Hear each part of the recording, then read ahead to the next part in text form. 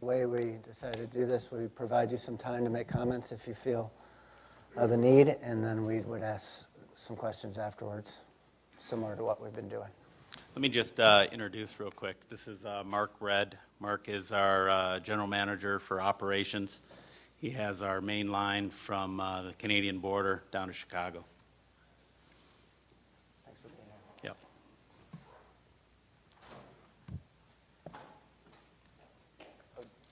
Yep. Do you have any further comments that you'd like to? I do. Okay.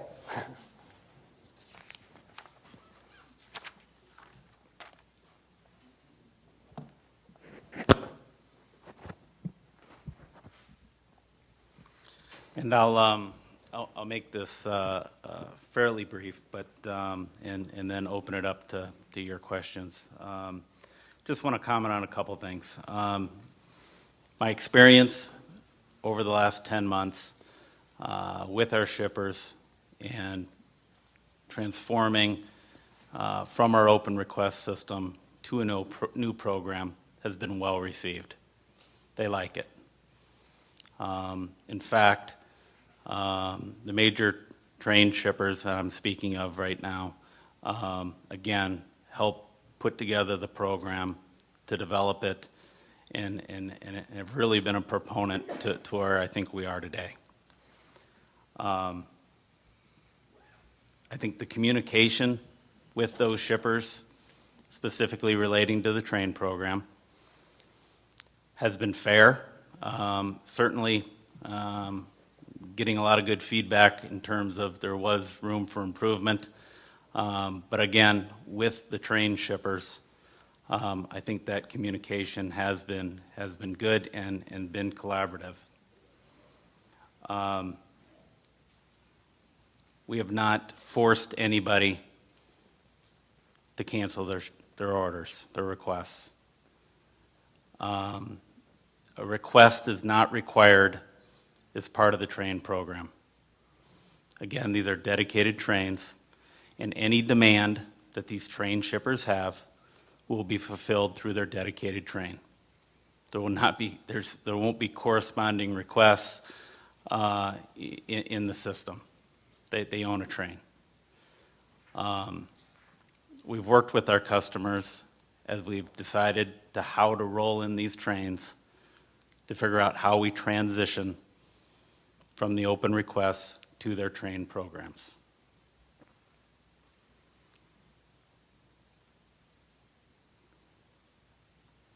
In terms of our lesson train program, we're still in the fact-finding period on that. There's still work to be done in terms of that communication with all shippers. I think a big part of the effort has been trying to figure out, again, what exactly are the real orders, what the customers need, and then how we can go about filling them.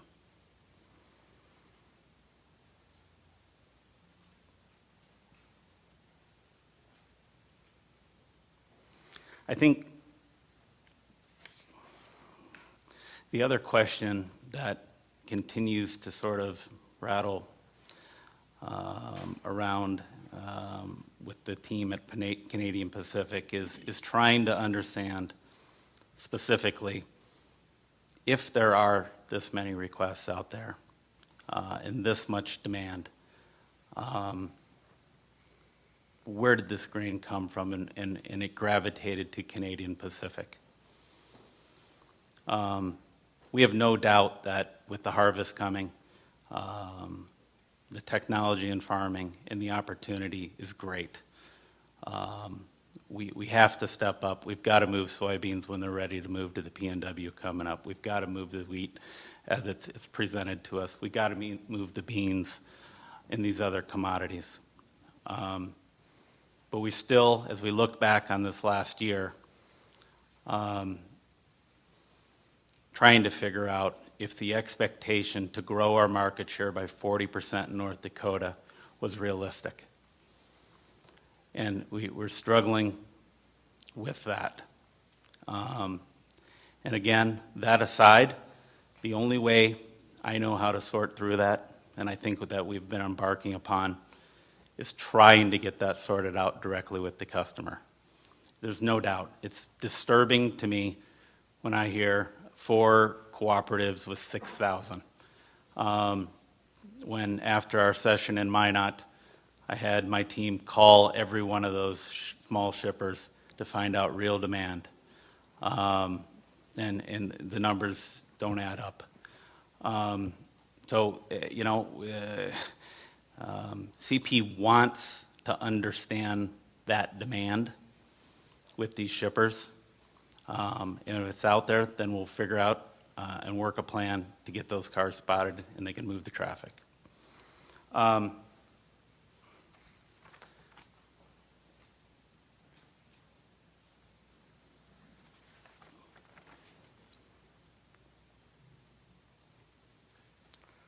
I think it's worth just commenting on just 2 other things that I heard this afternoon. During the January to April time period, CP's car demand did swing heavily to the east. 65% of all requests we got during that time period were for the eastern markets. And again, that right or wrong, that presented challenges.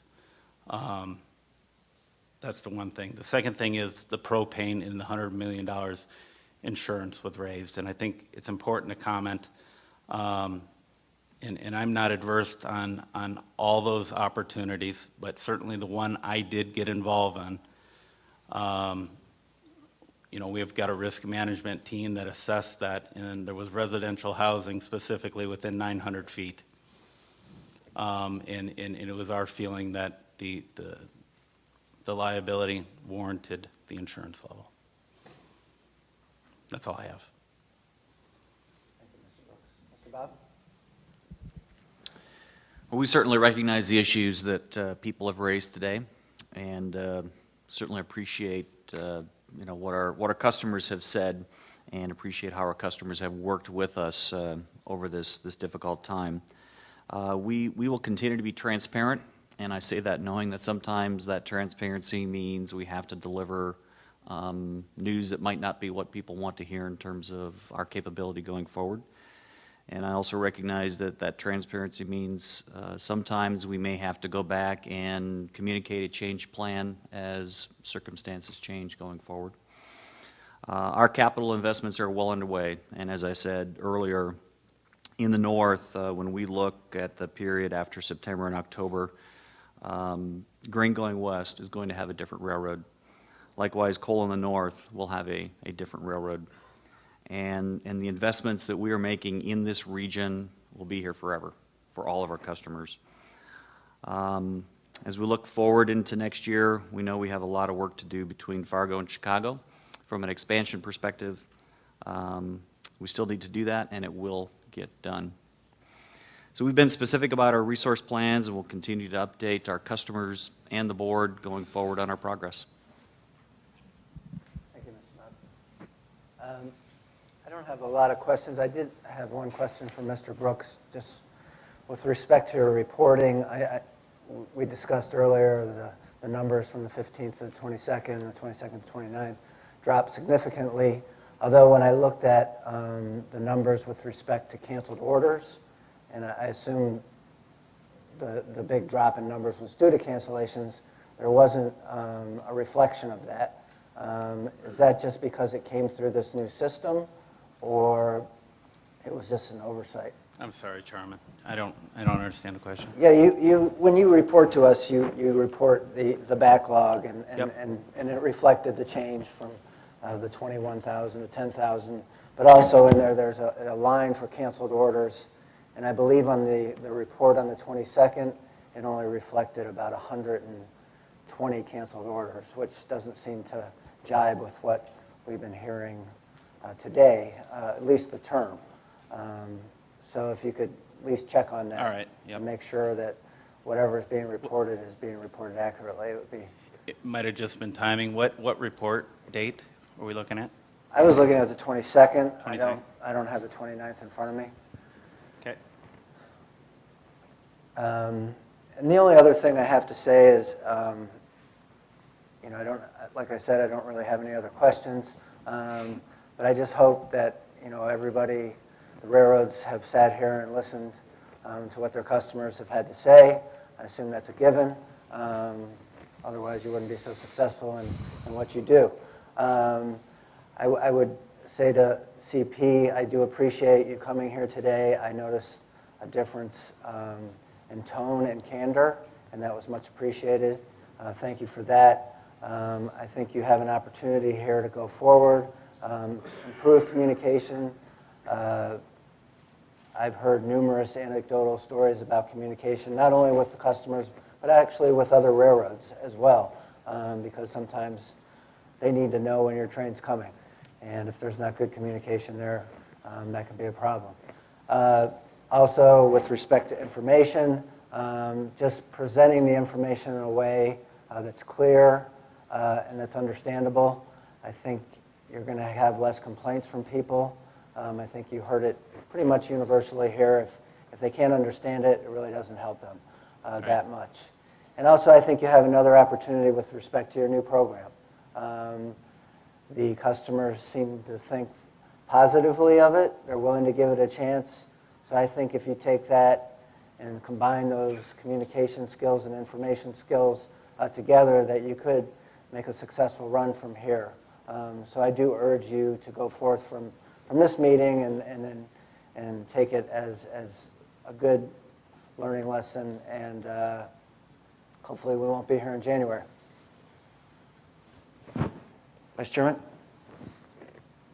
Well, after that lovely speech, I feel terrible even asking other questions, but just a couple of things. So, Mr. Brooks, one of the things that I'm wondering, talking about the new ordering system, is as you're rolling it out and thinking about it, inside the company, have you thought through a set of metrics or a time frame that you'll use to measure whether or not the new ordering system is being successful, whether or not you need to tweak it? I'm just wondering if you sort of have a plan for that, and in what time period do you think you'll be able to determine if it's working the way you hope it works? Yeah, I think in terms of our unit train program, we'll be measuring the cycles, similar to other rail carriers. As I said, we've got 18 of those up and running, and the results so far are pretty good. We're seeing about 13-day turns, but we'll be reporting those. And then for the less than train, similar to what we do today, we'll have a clear view, given those will be broken out, onto what's out there, what hasn't been filled, and how late those are. One of the, and honestly, at this point, I don't remember, I've got it someplace in my notes, but somebody made a reference to being referred to an unmanned CP customer service desk or phone line or something. I'm just wondering a bit more about your customer service program in terms of the new employees you're hiring. Do you have a customer service program with customer service reps? How do you sort of do all of that? A couple things. We've got certainly we've got a marketing and sales team that own a lot of this at the end of the day. That's my team. So in terms of the communication piece or service issues at the local elevator or facility, whatever it is, that'll start really with our sales team. But then we've got bulk grain desks that do a lot of the planning, and then ultimately communication with our shippers. The third leg of that, and this is something that is somewhat transformational as we work through it, but Mark's team and the local operating folks will carry a lot more responsibility going forward in terms of communicating directly with the elevators and the locations they serve on our property. We want to build that local relationship between Mark's operating team and the facilities those folks serve. And then finally, for Mr. Bob, one of the things that I think makes a lot of the folks who have been here today feel uneasy about moving into this harvest season is the fact that it feels like you got it so wrong in April, in that the message in April was, yes, things have been bad, it was a bad winter, but we're going to get caught up, we're going to be able to move this harvest. And while we've seen lots of positive things, and, quite frankly, heard many positive things today in terms of people really appreciating the communications that they've gotten, seeing some improvements, there's still just a little bit of unease. And I think part of that unease, and I certainly feel that, is because the message seemed much more positive in April and it didn't pan out. So help us feel more confident walking away here in early September that things really are on track. Well, I won't repeat what I said in my testimony in terms of what we think we got right about our expectations in April and what we missed in April. Certainly there were some episodic events that we did not predict that would impact our recovery on the various corridors, and I walked through that. I think what's important to recognize is that in the very specific capital programs that we have laid out to add capacity, those are coming on over time, and the impacts of those are going to be felt more over the next 30, 60, 90 days that have been felt over the last 2, 3, 4 months. We have coming into this year, we were over-resourced in terms of people and locomotives relative to the significant volume growth they were having, and it's simply the velocity of the system that was consuming those resources, and that's what made it appear for us to be short crews or short power, but the reality is that we had staffed quite aggressively in those areas. I think with the capacity coming online and the fact that we are in a reset position, that's why I believe we're in a far better position to move grain as it wants to move this fall, as well as our other customers' products this fall going forward. Now, all that said, we have more capacity yet to add.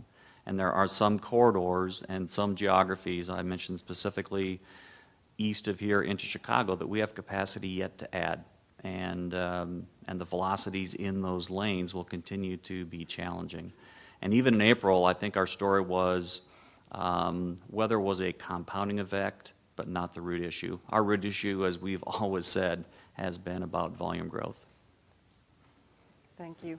And I'm afraid I've got to go shooting out of here, so I just want to say thank you to both railroads. I know days like this are not easy, and you've all been very calm and very measured in your responses, and I appreciate it. Thank you. Mr. Brooks, would you care to comment on the testimony from the gentleman from Muscatine? I think I'm saying that correctly, aren't I? The coal You are. deliveries and he met with you like in 2010, and it was because of crews, and then it was Groundhog Day again, and it's still Groundhog Day. But could you just comment on that and I have. give some hope? I told Mr. Barker I don't remember being at that meeting in 2010. He's got a better memory. But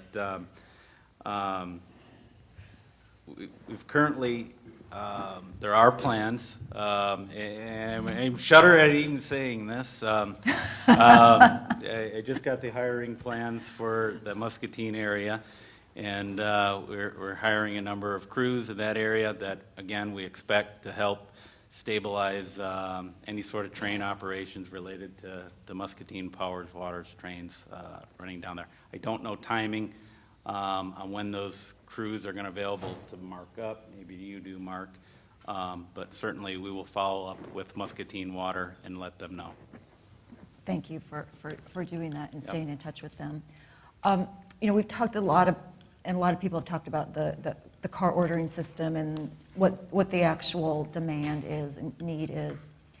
And certainly not only did the Bean Dealer Association representative talk about I guess it was the like 6,000 cars for the 4 co-ops, but also the Grain Dealer Association had quite a list of large numbers. And what I'm wondering is there anything that the board could do, God forbid, to assist you in helping you get to that problem, get to resolve the issue? I mean, I guess, are you calling your elevators? What else can be, how many do you serve, I should ask, in North? Well, I think the number is upwards of 50. So, that's, okay. And Yeah. so, and but then you also have the individual customers are placing orders, such as for like the single car shipments. I'm a little fuzzy on how that's working. Yeah, so I mean, the grain dealer's comments, I guess, two thoughts on that. One, certainly the representation of the less than train orders seems reasonable. You know, many of our customers that are entering into the dedicated train program also have less than train orders. And again, those are in the system and are, you know, ready to be filled by us. You know, in terms of the shuttle, I suspect a lot of those are no longer in there as part of the transition plan, but I'm certainly would be eager to talk to Stu and his members about, you know, which customers are those, and let's make sure we've got the right transition plan. Again, I think we've worked with those customers and most of the members of Stu's group, but if there's certainly somebody we've missed or additional capacity that needs to be in the system, then we need to find out what it is. Well, again, I just reiterate, if there's Yeah. something that we could do legally, et cetera, we certainly would like to facilitate this and really kind of resolve it for everyone and move forward and not backward. Could we talk propane for a moment, and from both carriers, as far as what your plan, what the demand is that you're seeing, if any? I guess just build on my comment. I know we've had, in particular, one shipper that I'm aware of that has been aggressive in wanting to build facilities, and this was the item I spoke about. So we're working with that particular shipper to try to accommodate the locations they're looking at. What I can tell you is that the rail system that will be in place in terms of our customers' facilities to load and unload rail cars is probably not yet fully completed. The good news is that coming into this fall season, there is more rail loading and unloading capacity than there was last year, because the issue was last year, you know, the marketplace essentially lost some pipeline capacity and fell.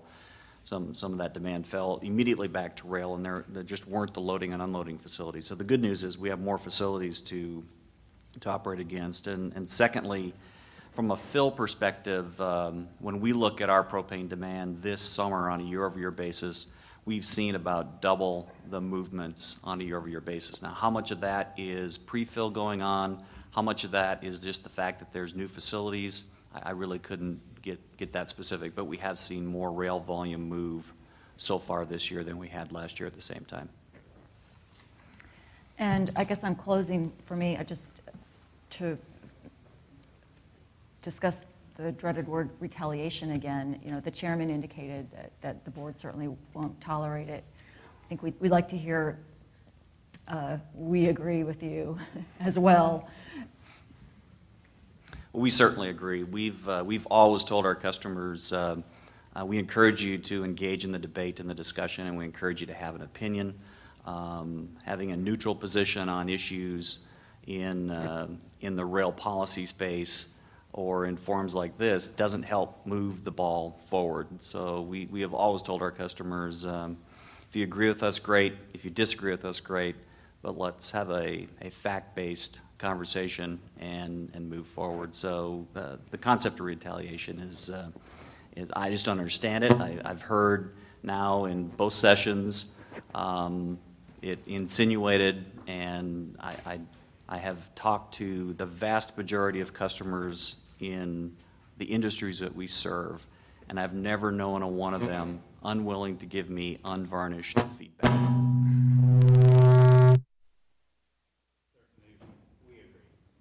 Would be intolerable at Canadian Pacific. And I mean, certainly, as I said from the very beginning, job one here is to understand what the customers need.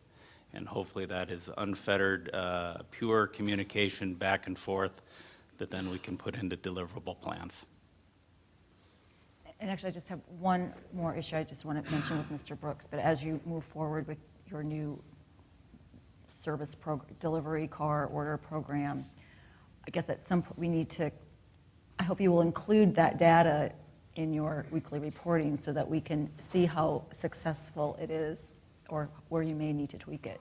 Yes, we will. Thank you.